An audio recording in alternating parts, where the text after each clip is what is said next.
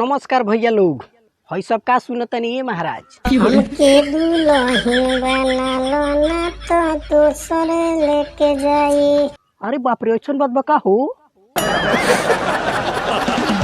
हई जवनिया के मजा अब दोसरे उठाई। अरे दादा रे दादा,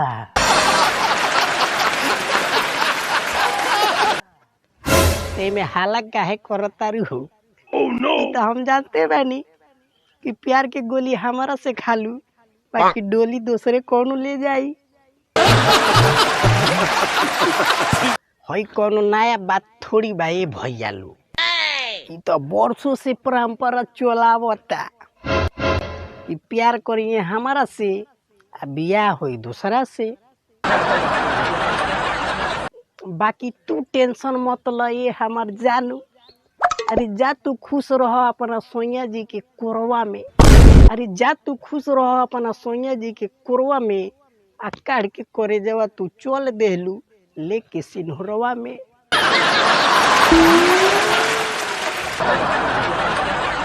बताई ये भैया हई हमार जानू ऐसे कहतारी जैसे ये हमार सरकारी प्रॉपर्टी हई और इनकर हमरे नाम से रजिस्ट्री भइल बा।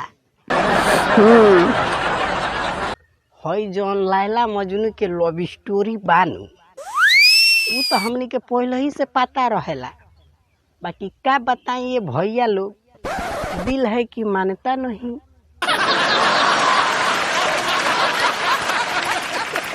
औरी का कही, हमनी के जौन प्यार के रफ्तार होला नु मत पूछी, एकदम देवरिया एक्सप्रेस से भी फास्ट चलेला।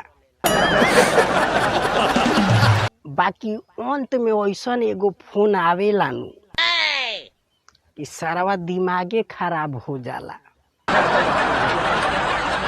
जानू प्यार से फोन करेली आ कहेली कि मेरे बापू हमरा के अब तू भूल जाई हो, हमार शादी सेट हो गइल बा। का बताइए भैया लोग, सरवा बुझाला नु कि प्यार के गाड़ी पंचर हो गइल बा। और ये हमनी के गाड़ी के चाका टूट के फाट के जाके खाड़ी में गिर गइल बा। सगरी प्यार के बुखार ये कही गो फोन आवेला नु तो टूट जाला।